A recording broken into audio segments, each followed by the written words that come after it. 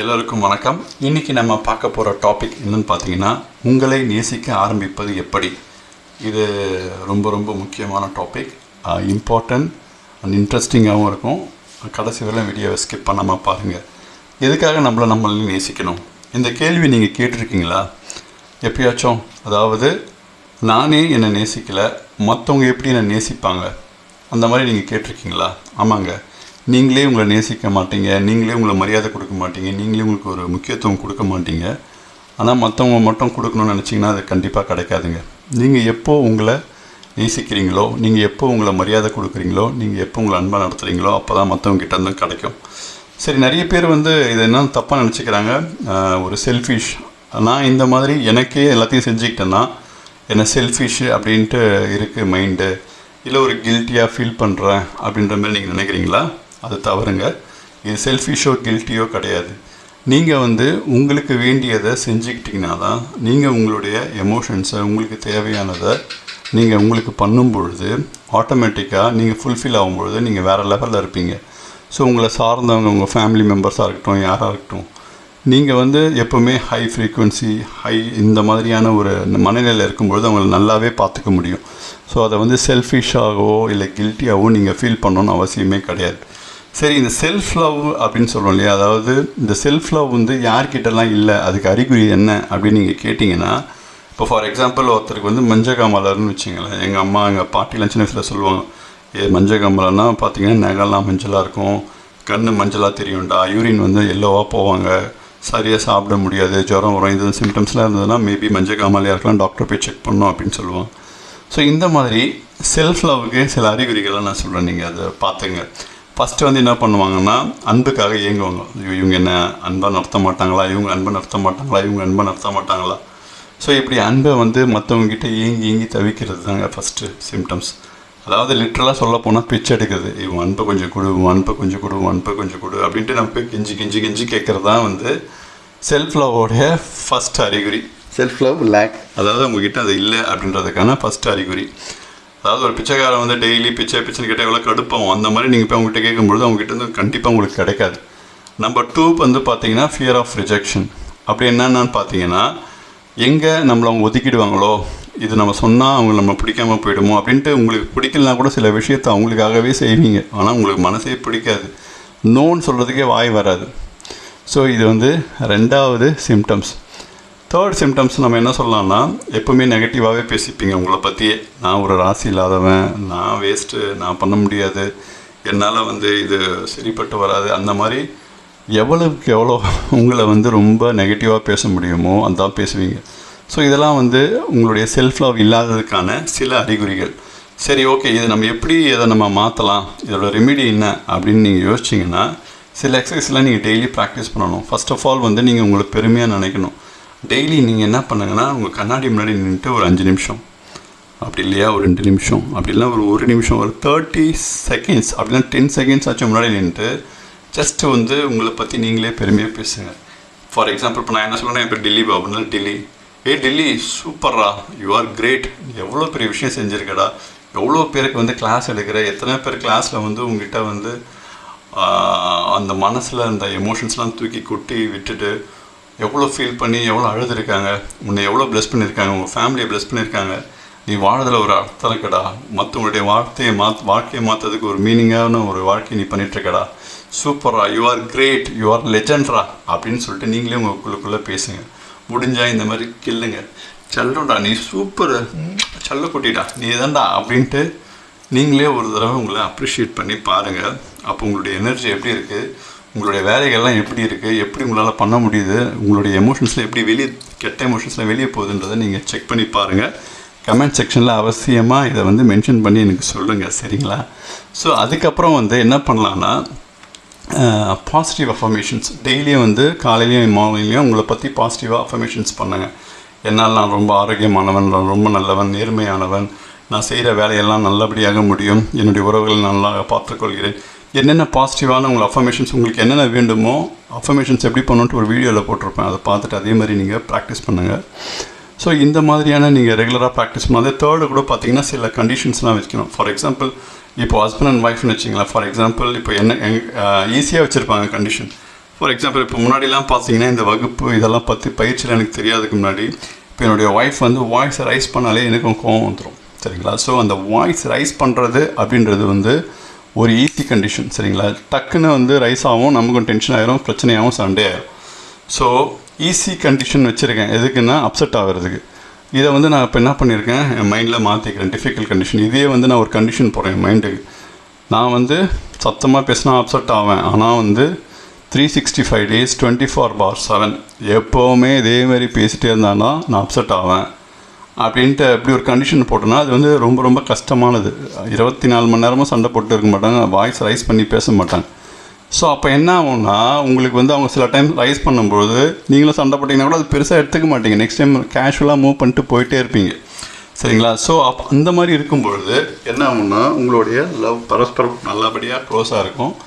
So அந்த மாதிரியான practice நம்ம பண்ணும்பொழுது இது எப்போ பண்ண முடியும்னா ஃபர்ஸ்ட் ஆஃப் ஆல் நீங்கள் உங்கள் செல்ஃப் லவ் பண்ணும்போது தான் இதெல்லாம் பண்ண முடியும். சரிங்களா? ஸோ இந்த மாதிரியான ஆக்டிவிட்டிஸ் டெய்லி நீங்கள் ப்ராக்டிஸ் பண்ண ஆரம்பிச்சிடணும். சில சமயம்லாம் பார்த்தீங்கன்னா ஹஸ்பண்ட் அண்ட் ஒய்ஃப் கூட வந்து பார்த்திங்கன்னா ரொம்ப சண்டை நடக்கும். ஸோ அப்போ அந்த ஒய்ஃப் வந்து என்ன பண்ணுவாங்கன்னா ஃபார் எக்ஸாம்பிள் ஒரு ஒய்ஃப்க்கு ஹஸ்பண்டுக்கும் சண்டை வருது. அந்த ஒய்ஃப் ரொம்ப சாக்ரிஃபைஸ் செல்ஃப் லவ்வே இல்லாமல் அவங்க என்ன பண்ணுறாங்க, எல்லாமே சாக்ரிஃபைஸ் பண்ணி ஒரு நாள் வெடிக்குது, பயங்கர கோவம் வருது, உங்களுக்காக தான் நான் எல்லாமே பண்ணேன் அப்படி எப்படின்னு சொல்ல ஆரம்பிச்சிட்டாங்க. அப்போ அந்த ஹஸ்பண்டும் வந்து கத்த ஆரம்பிச்சிட்டார். அந்த இடத்துல நீங்கள் பார்க்க வேண்டியது என்னென்னா அந்த ஒய்ஃப் இருக்காங்க இல்லையா, அவங்க உள்ளுக்குள்ளே ஒரு சின்ன குழந்தை இருப்பாங்க. அவங்க வந்து ஒரு 5 வயசு 10 வயசில் எப்படி இருந்தாங்களோ அந்த குழந்தை அந்த கோவத்தில் வெளியே வரும். ஸோ அந்த வயசில் வரும்பொழுது அவங்க அப்பா வந்து இவங்க என்ன தப்பு பண்ணாலும் எதனா பண்ணாலும் அவங்க அப்பா கிட்டே போய் சண்டை போடும்போது இல்லை வேறு என்ன தப்பு பண்ணாலும் அவங்க அப்பா கிட்டே போய் முறையிடும் பொழுது அவங்க அப்பா என்ன பண்ணுவார், வாடா செல்லோன்ட்டு அப்படியே கட்டி அணைச்சிட்டு அவங்கள வந்து தடவி கொடுத்துட்டு ஒன்றும் இல்லைடா அப்பா அவங்க கூட இருக்கேன்டா அப்படின்னு சொல்லும்போது அந்த குழந்தைக்கு ஒரு ஆறுதல் கிடைக்கும் இல்லையா.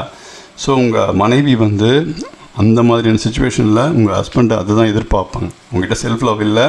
ஸோ இந்த நேரத்தில் அவங்க கத்தும் பொழுது இவர் வந்து நம்ம அப்பா மாதிரி நம்மளை ட்ரீட் பண்ணுவாரா அப்படின்ற அந்த ஏக்கம் அவங்களுக்கு இருக்கும். ஆனால் சொல்ல மாட்டாங்க. ஆனால் அந்த சைடில் இந்த ஹஸ்பண்டுக்கு வந்து அவங்க கண்ணுக்கு வந்து அந்த 5 வயசு 10 வயசு குழந்தையாக தெரியாது. அவங்க ஒய்ஃப் எப்பவுமே சண்டை போடுற ஒய்ஃபாக அவங்களுக்கு தெரியும். அதனால் இவரும் சண்டையை போட்டு அந்த இடத்துல எஸ்கேப் ஆயிடுவார். ஸோ ஆனால் இந்த ஒய்ஃபோட மனசு வந்து சண்டை போடுவாங்களே தவிர அவங்க விட்டு போகக்கூடாது, திருப்பி என்கிட்ட பேசணும் அப்படின்ட்டு தோணும். ஆனால் அங்கே நடக்காது. எத்தனை பேர் இதை எக்ஸ்பீரியன்ஸ் பண்ணியிருக்கீங்க? எக்ஸ்பீரியன்ஸ் பண்ணியிருந்தீங்கன்னா அப்படின்னு சொல்லிட்டு கமெண்ட் செக்ஷனில் போடுங்க. சரிங்களா? ஸோ அப்போது வந்து எதுக்காக நான் இது சொல்ல வரேன்னா, ஸோ அந்த செல்ஃப் லவ் உங்களுக்கு டெவலப் ஆகும்போது இந்த மாதிரியான விஷயங்கள்லாம் வந்து நீங்கள் புரிஞ்சுட்டு அதெல்லாம் அட்ஜஸ்ட் பண்ணிவிட்டு கரெக்டாக பேச ஆரம்பிச்சிருவீங்க. சரிங்களா? சரி, ஓகே. ஸோ இப்போ வந்து நம்ம இந்த செல்ஃப் லவ்வை எப்படி நம்ம சாட்டிஸ்ஃபை பண்ணலாம், எப்படி நம்ம அதை ஹீல் பண்ணலாம் அப்படின்றதுக்கான ஒரு சின்ன ஹோப்பனோடைய ஒரு இதுவை பண்ணிவிட்டு நம்ம ஹீல் பண்ணிவிட்டு இன்றைக்கி நம்ம இதை முடிப்போம். ஸோ பிஃபோர் தட் நம்ம அந்த ஹீலிங் போகிறதுக்கு முன்னாடி என்னை பற்றி நான் சொல்லிக்கிறேன். என் பேர் வந்து டெல்லி பாபு சம்பந்தம், டிஎஸ் அகாடமி வச்சு நடத்திட்டுருக்கேன். ஸோ என்னுடைய இந்த டிஎஸ் அகாடமியில் வந்து ஹோப்பனோ பயிற்சி மற்றும் relationship, then neuro linguistic program, law of attraction, அப்புறம் லைஃப் ஸ்கில்ஸ், இந்த மாதிரியான ப்ரோக்ராம்ஸ் நடத்திட்டுருக்கேன். ஸோ இதை பற்றி நீங்கள் நிறைய தெரிஞ்சுக்கணுன்னா என்னுடைய வாட்ஸ்அப் நம்பர் இங்கே இருக்குது. இந்த நம்பரில் கூப்பிடுங்க. ஸோ கூப்பிடும் பொழுது உங்களுக்கு அதுக்கான டீட்டெயில்ஸ் கொடுக்கப்படும். சரி, இப்போ நம்ம வந்து ஹீலிங்க்கு போவோம். ஹீலிங் போகிறதுக்கு முன்னாடி நீங்கள் என்ன பண்ணுறீங்கன்னா நல்லா மனசு அமைதியாக வச்சுங்க. மூச்சை 2 தடவை நல்லா இழுத்து விடுங்க. சரிங்களா? நல்லா மூச்சை வந்து 2 times இழுத்து விடுவோம். ஓகே, நாங்கள் மூச்சு வெளியே விடும்பொழுது உள்ளுக்குள்ள நெகட்டிவிட்டி, இந்த நெகட்டிவ் எமோஷன்ஸ்லாம் வெளியே போகிற மாதிரி இமேஜின் பண்ணுங்கள்.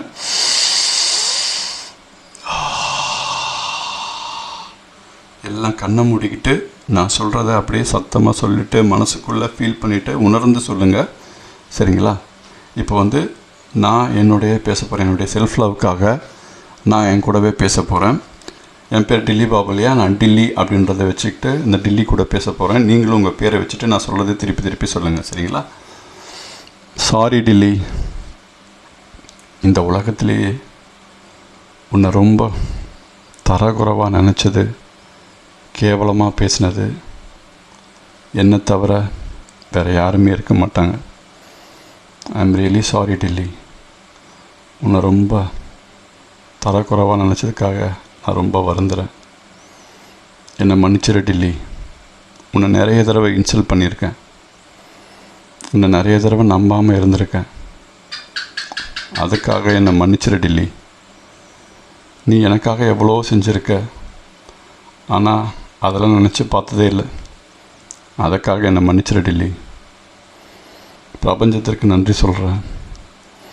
என்னையும் டெல்லியையும் கனெக்ட் செய்ததற்காக உனக்கு ரொம்ப ரொம்ப நன்றி.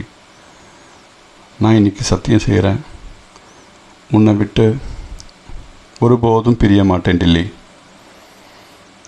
இனிமேலிருந்து, இன்றையிலிருந்து, இப்பத்திலிருந்து யார் என்ன நேசித்தாலும் நேசிக்காவிட்டாலும் எனக்கு கவலை இல்லை. நான் உன்னை முழுமையாக நேசிக்கிறேன் டெல்லி. உன்னை விட்டு நான் போகவே மாட்டேன் Delhi. I love you so much Delhi. இப்போ நீங்கள் என்ன பண்ணுறீங்க, 2 கையும் கிராஸாக அவங்க ஷோல்டரில் இப்படி வச்சுட்டு ஒரு கன்னத்தை ஒரு சாஞ்சிருங்க. ஒரு ஷோல்டர் பட்டையில் கழுத்தை சாஞ்சிட்டு ஃபீல் பண்ணுங்க. என்னை மன்னிச்சிரு டெல்லி. உனக்கான நேரத்தை கொடுக்காததுக்காக என்னை மன்னிச்சிரு டெல்லி. உனக்கான மரியாதையை கொடுக்காததுக்காக என்னை மன்னிச்சிரு டெல்லி. உனக்கு முக்கியத்துவம் கொடுக்க தவறியதற்காக மன்னிச்சிரு டெல்லி. நான் ப்ராமிஸ் பண்ணுறேன், இன்னையிலேருந்து உன்னை விட்டு தனியாக போக மாட்டேன். உன்னை எப்போவுமே என் குழந்தை போல் பார்த்துக்கிறேன். ஏன்னா கடைசி வரலும் வரப்போகிறது நீ தான். எந்த கேள்வியும் இல்லாமல், எந்த நிபந்தனையும் இல்லாமல், எதையுமே எதிர்பார்க்காம என் கூட வரப்போகிற ஒரே ஆள் நீ தான். உனக்கான மரியாதையை நான் கொடுக்கல, ஆனால் இப்போ நான் அதை உணர்ந்துட்டேன். இனிமேட்லேருந்து அதிலேருந்து தவறவே மாட்டேன். அப்படியே பொறுமையாக அந்த அன்பை உங்கள் ஷோல்டரில் படுத்துகிட்டே கொஞ்சம் ஒரு சில நொடிகள் அதை அனுபவிங்க.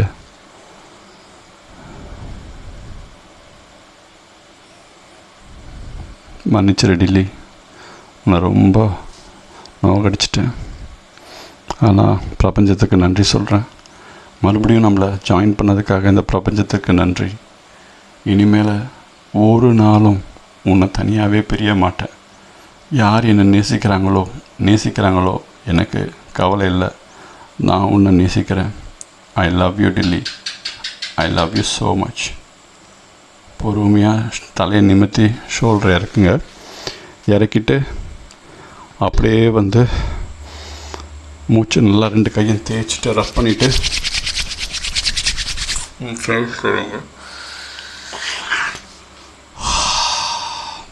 மூச்சு விடுங்க. ஸோ எப்படி ஃபீல் பண்ணுறீங்க, ஒரு வார்த்தையில் சொல்லுங்கள் பார்க்கலாம். Feel better, right? Okay, comment செக்ஷனில் தெரிவிங்க. இது பண்ணி முடிச்சோடனே எப்படி ரிலாக்ஸாக இருந்ததா, அமைதியாக இருந்ததான்றதை மறக்காமல் தெரிவிங்க. ஸோ உங்களுடைய இந்த பயிற்சி ரொம்ப உங்களுக்கு பயனுள்ளதாக இருந்திருக்கும்னு நினைக்கிறேன். ஸோ செல்ஃப் ஃபீலிங்க்கு இது ரொம்ப ரொம்ப முக்கியம். டெய்லி டைம் கிடைக்கும் போதெல்லாம் இந்த மாதிரி நீங்கள் ப்ராக்டிஸ் பண்ணுங்கள். ப்ராக்டிஸ் பண்ணும்பொழுது நீங்கள் ரொம்ப உயர்வாக, லேசாக, மேன்மையாக, அமைதியாக ஃபீல் பண்ணும்பொழுது நீங்கள் எல்லா காரியத்தையுமே வெற்றி பெற பண்ண முடியும். ஸோ இந்த வீடியோ உங்களுக்கு பிடிச்சிருக்குன்னு நினைக்கிறேன். லைக் பண்ணுங்கள். சப்ஸ்கிரைப் பண்ணாதவங்க சப்ஸ்கிரைப் பண்ணுங்கள். உங்கள் ஃப்ரெண்ட்ஸ், ரிலேட்டிவ்ஸ், கசின்ஸ் எல்லாருக்குமே இதை ஷேர் பண்ணுங்கள். ஸோ அவங்களுடைய வாழ்க்கையில் இது ஒரு சின்ன மாற்றத்தை ஏற்படுத்துதுன்னா அதோடைய பெனிஃபிட் எனக்கு மட்டும் இல்லை, உங்களுக்கும் கண்டிப்பாக போய் சேரும். ஸோ இது வரலாம் உங்களுக்கு பிடிச்சிருக்குன்னு நினைக்கிறேன். என்னுடைய வாட்ஸ்அப் நம்பர் இங்கே இருக்குது. இந்த வகுப்புகளை பற்றி மேலும் தெரிஞ்சுக்கன்னா நீங்கள் அதில் கூப்பிட்டு கேட்கலாம். இந்த பயிற்சிகளை படிக்கணும் அப்படின்னு ஆசைப்பட்டீங்கனாலும் நீங்கள் ஜாயின் பண்ணி அதை படித்து மேலும் கற்றுக்கிட்டு நீங்கள் 4 பேருக்கு ஹெல்ப்பும் பண்ணலாம். ஸோ இவ்வளவு நேரம் பொறுமையாக என் வீடியோவை பார்த்துட்டு இந்த ப்ராக்டிஸ் பண்ணதுக்காக ரொம்ப ரொம்ப நன்றி. மறுபடியும் இதை விட சூப்பரான ஒரு சுவாரஸ்யமான அடுத்த வீடியோவில் உங்களை சந்திக்கிறேன். அதுவரையில் விடைபெறுவது டெல்லி பாபு சம்பந்தம். வணக்கம். I am sorry. Please forgive me. Thank you. I love you.